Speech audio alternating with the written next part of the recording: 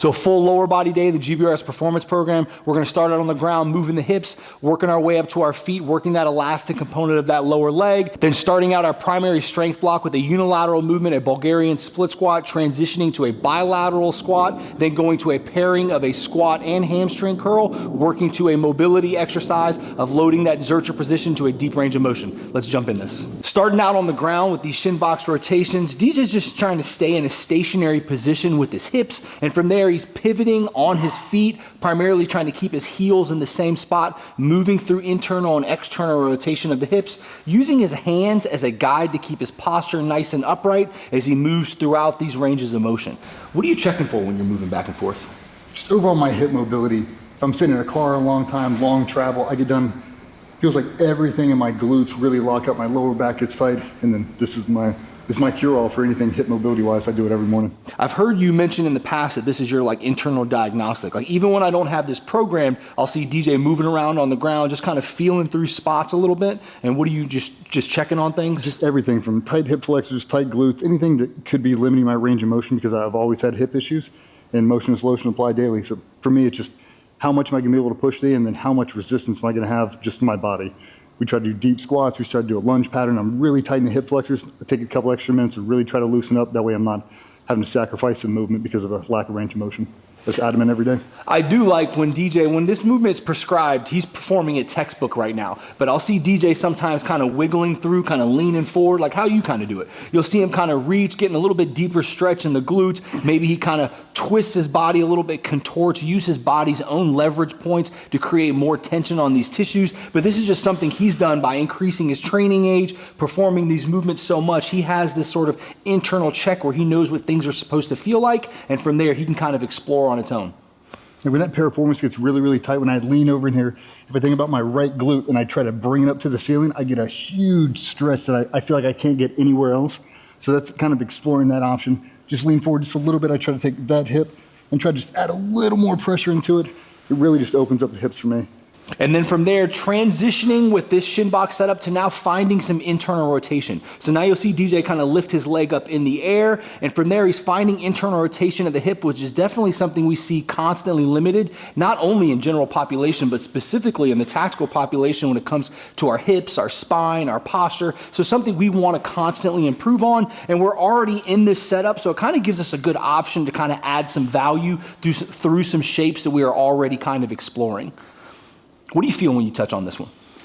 I feel a little bit in my hip, kind of tighten up. It's a piriformis, kind of IT band. Just this whole little meaty section will get really, really tight. And as soon as I lift that heel up, the whole thing will engage.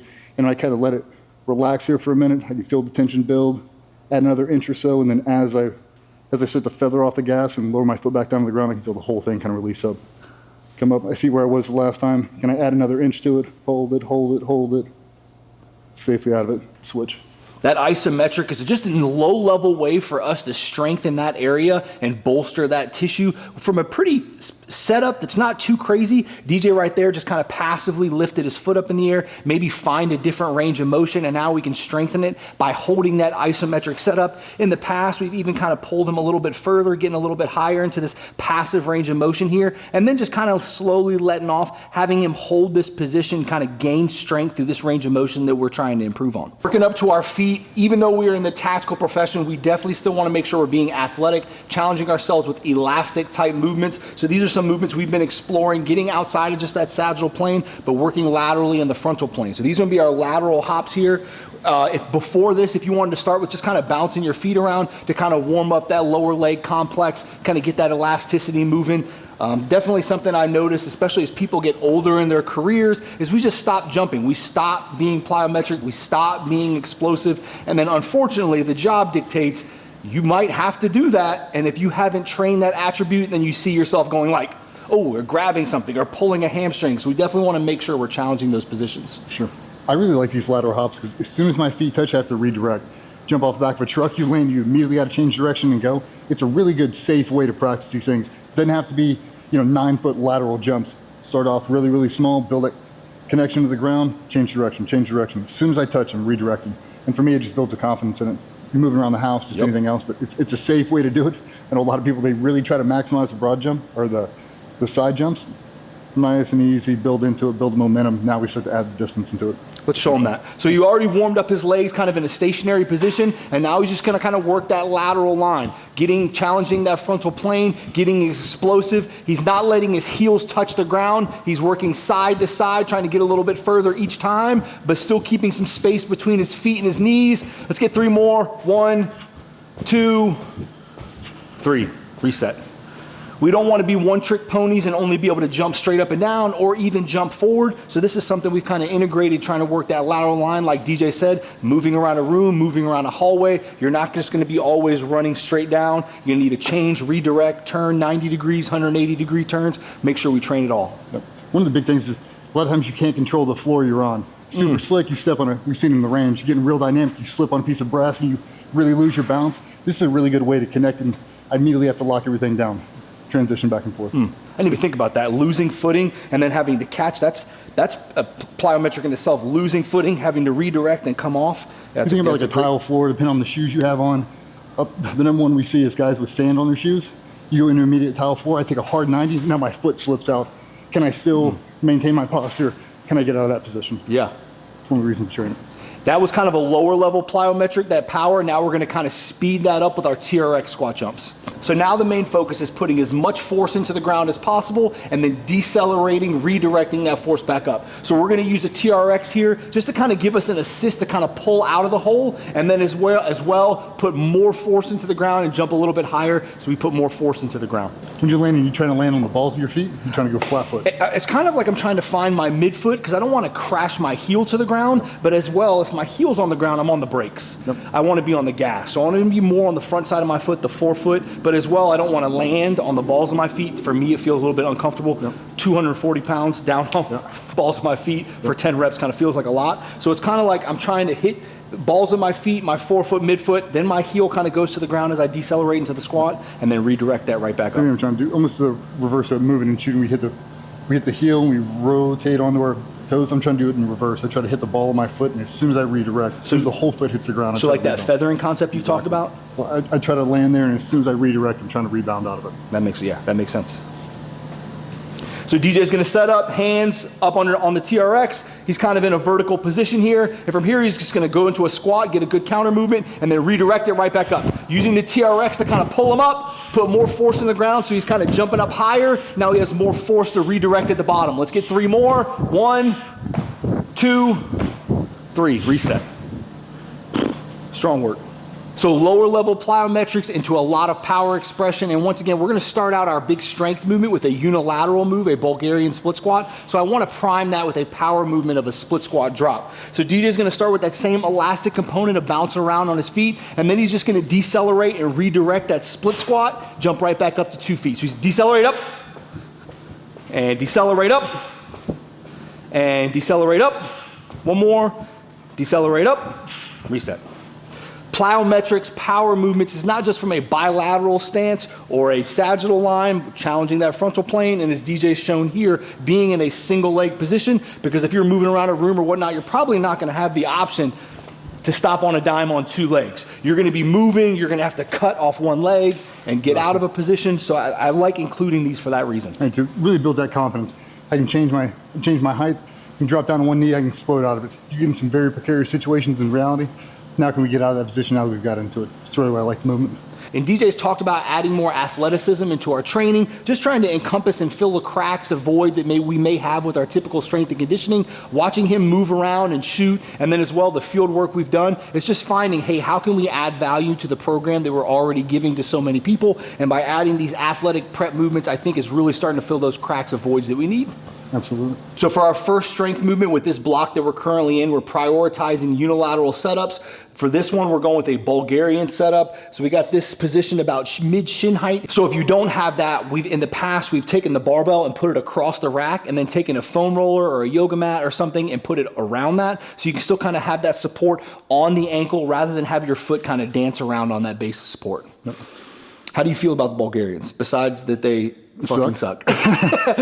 Besides the fact they suck, I really like them for that unilateral focus. I feel a lot of times, especially with my hip injury, as soon as I broke the right side, I basically just neglected it my entire time. It really focuses you on there. And you don't have to use a crazy amount of weight. It's that time under tension concept. Yep. And I'm really trying to maximize that stretch, that full range of motion, and being in control the entire time.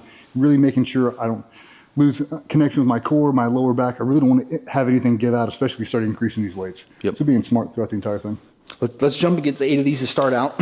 Big cues that we're looking for, like DJ mentioned, that connection from the foot up to the hip. So I'm cueing him heavily, balls of the feet, toes on the ground, full foot on the ground. And from here, he's kind of sliding back. We like a slight hinge in our body, really get a good load on the glutes here. I don't want to be too upright. Now I'm kind of arching my back, getting into that extended lower back position. From here, he's just kind of drifting down, full contact with his foot. Once again, having that base of support on his ankle so he can equally drive with that back leg. Even though this is a unilateral leg exercise, this is a 2-leg exercise where both legs are working together. Sliding down, pushing up to the floor.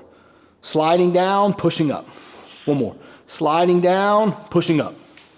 Beautiful. What are you cueing on this setup? Trying to keep my knee in a straight line, not let it drift out. Every time I start to descend, I can feel my knee starting to search for stability. I'm trying to pick a point, laser focus, so as I descend, I'm not letting it drift outside of my center line. You mainly? Yeah, I like the unilateral movements because they help me connect the dots with the big squats. For sure. It's almost like that sort of setup, like you said, I'm connecting dots with that second and third toe, keeping it in a straight line, where it's a lot more difficult for me to support this unilateral setup than here. It's like I get in a position, I'm just like, yeah, I've done this 1,000 times. Yep. Where this, even though I've done it a lot as well, it's like, oh, my foot, I feel my arch. Okay, maintain an arch. What's my foot doing? My hip, oh, I'm a little tight. I feel myself shifting side to side. You think about the whole foot concept. I start to descend down in this thing.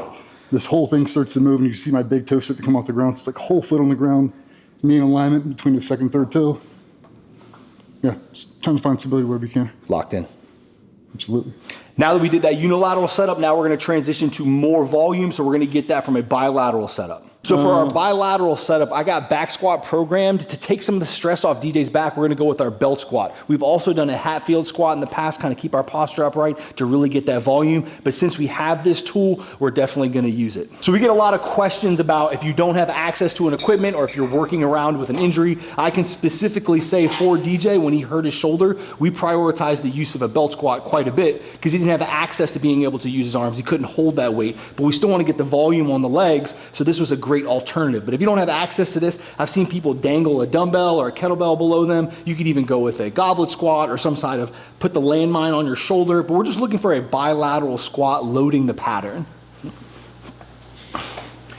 Once again, connection on the ground, toes down on the ground, sinking deep into a squat, up, squeeze the glutes. So he's descending down, hips go back, hips go forward, he's humping the air, pulling those hips, staying tight, driving that posterior chain forward, connecting the dots. He has that active wall on the outside of his knees, not just throwing his knees out, he's creating torque through the ground, creating that pickle jar effect with his feet, spreading the paper, as some people may say, creating that tension on the hips, driving up, finishing through a squat. I really love these for the volume aspect. You get so much volume without risking. Yeah. Once you start loading heavy back squats, you start losing connection. I've tweaked myself so many times. It's just such a safer option. But to your point, so many upper body injuries. What do? I can't lift this, I can't do that, and you just neglect it. But I mean, we were in there with double slings, just holding on to whatever we could. I mean, at one point, I think you were holding these. Multiple times a week. Yeah. Get it? I mean, no different than any other upper body or any sort of injury or anything that we may have. The answer is not going to be not do anything. It's always going to be work around what you have. What are you capable of? It's not what I can't do, it's what you can do. And I think with any program, that's what you should be thinking. You can really milk that time under tension with this. Because you safe throughout. Because you kind of have that support. Where do you feel a lot of the weight when you're descending down when we do have the access to the belt squat? Thighs. All in your thighs? Yeah. Do you feel that change of direction in your hamstrings and adductors? As soon as I want to, I can. Yeah. If I lean back a little bit more, I can feel it. But for me, if I'm trying to get my knees kind of over my toes a little bit, it's really just all quads until I get to the top, and then it's nothing but glutes. Knees track well on this one. I know we've been working through some knee issues that have kind of been flaring up a little bit. How has that been holding up with this setup? Oh, great with this setup. Even though you're holding on to something with your upper body, so outside of an upper body injury like we had in the past, how are you creating tension without holding a bar? Without holding this? Yeah, oh no, with holding this. So with the bar, we kind of lock things down. So what are you kind of cueing with this setup? Lats? Lats all the way down. Core's engaged, lats are engaged. I'm trying to build as much tension as I can, but I'm not trying to lift myself up. I'm just trying to make it as stable as I can. So I need to take a hand off, I can. It's all still engaged. Just an option that we've been exploring, trying to get as much volume on the legs as possible, take some of the stress off this guy's back.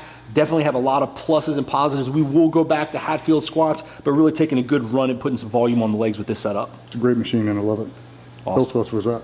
Also, leg press, hack squat, just think bilateral pattern. We're just trying to load it as much as possible. So whatever you have access to. Awesome. So a bilateral pairing using a single dumbbell for the front side and the back side of the legs. We're going to start with the goblet squat. I love the goblet squat because I look at this almost as a core movement, a core and hip mobility movement. He's locked in. I like using a dumbbell so he can kind of like cue his arm in and kind of lock that position in. And from there, he's just descending down into a deep squat. I like a nice slow tempo with this. And then from here, we can challenge that range of motion. So DJ's going to probably get a little bit deeper than he would in his normal squat because the load isn't as much. But from there, he can kind of challenge that depth, get deep into a range of motion, hold that position, stay stacked and tall, in control of what's going on with his torso, but he's very cognizant of what's going on with his hips. He's in that deep position, full foot's on the ground, descending down, good change of direction right back up, hips go through, really try to create as much tension as possible, staying tight through his core. I love this for hip mobility, for involving the trunk with a deep range of motion on the hips. What are you cueing here? Me, symmetry. When I come down, because I have some asymmetry stuff going on, I'm really trying to keep my hips at the same plane as I descend down. I'll feel myself start to feather one side. I'll try to counter it, so that's why I try to pick a spot on the wall. Am I going down? Do I feel the kettlebell or the dumbbell shifting to one side or the other? Whole foot on the ground. Are you able to pick that up with your eyes, or are you able to pick it up with like the internal cues of where your body is? Combination, all of them. I'm trying to get my eyes. I've got the dumbbell just under my eye line, and as I descend down, if I feel it kind of shift, I'll just kind of counterbalance it. And now we're going to pair that with a hamstring curl using that same dumbbell. Talking about the hamstring curl with the dumbbell, Vernon programmed the skateboard hamstring curl a couple months ago, and I was telling him back in the day, we first got to Iraq and Afghanistan, we didn't have a whole bunch of gym equipment. You really had to get creative. So when our programs, you're only limited to really RDLs. You've seen guys in the gym hook this thing with their feet and really get a good hamstring curl out of it. So just a nice option to be able to throw in if we're really trying to load it with some heavy weight. Skateboard's not going to get it. Maybe a TRX isn't what you want. You're really trying to up it. It's a really good option to do.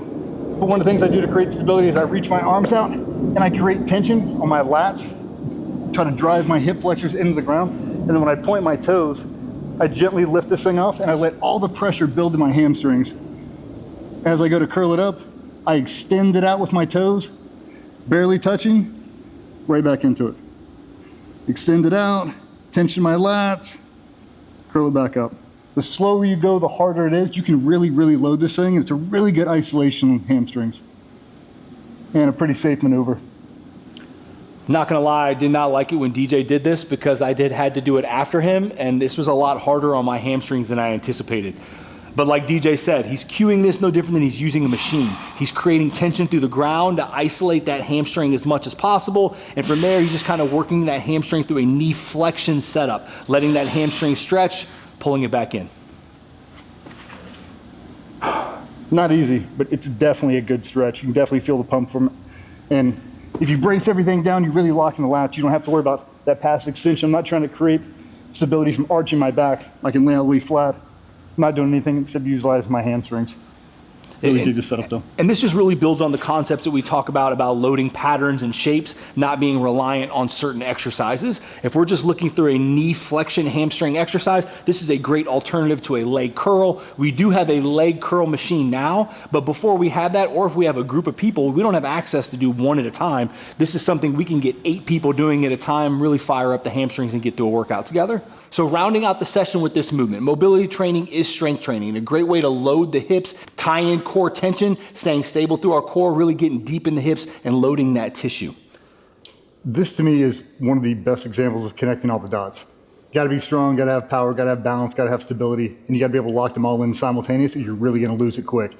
See a lot of really strong dudes, once you translate to this movement, as soon as they grab that barbell, they start to lose focus. They really start to lose connection to the ground. That's one of the reasons I love it. It sucks, I ain't going to lie to you, especially if he's counting. He's famous for the word hold. Hold, and we'll do that, it seems like, for 25 minutes. And it's a really smoked session, but it's really good, man, for connecting all those dots. I love it. Let's set it up. Isometrics are definitely our friend when we're trying to build tension and load tissue. When it comes to mobility, I just really love this setup. DJ's going with a floating heel setup, so his heel is slightly off the plate, but it's staying flat and level to where his forefoot's at. From there, he's gonna lift this knee up, and here he's gonna be right above the ground. He's gonna go into that posterior pelvic tilt, scooping his butthole underneath him, and he's gonna be rock hard holding this. He has tension through his core, tension in his lats, holding this Zercher setup, really loading this deep range of motion of the hips. Hold this, DJ, let's get 5 more seconds. 5, 4, 3, 2, reset. Once again, this is great for loading the hips, loading mobility, really creating a robustness and strength there that we can rely on when we get into these odd shapes and positions, and something we love to put at the end of a leg day to really kind of load that tissue and finish out the session strong. It's really good, man. You got to give him a shot. Doesn't have to be a crazy amount of weight. It's really just connecting all the dots, man. It doesn't have to be a super hard load. I think when we first started, it was a bar only, and everybody's blowing snot because we can't connect all the dots. Once you get 3 or 4 reps of these things, you really start to build it in, and then you can start to add the weight to it. I love this setup. It's great. So we had a lot of requests for a full leg day. This is what we're doing this week in the GBRS Performance Program. If you guys want to get access to it and try it out as a free 7-day trial, all exercises have videos to go with them with coaching cues and demonstrations, so you're not alone with wondering what you have to do. Got to get on it, man. 7-day free trial. You can't say no. Change your life, I swear to God. We'll talk soon.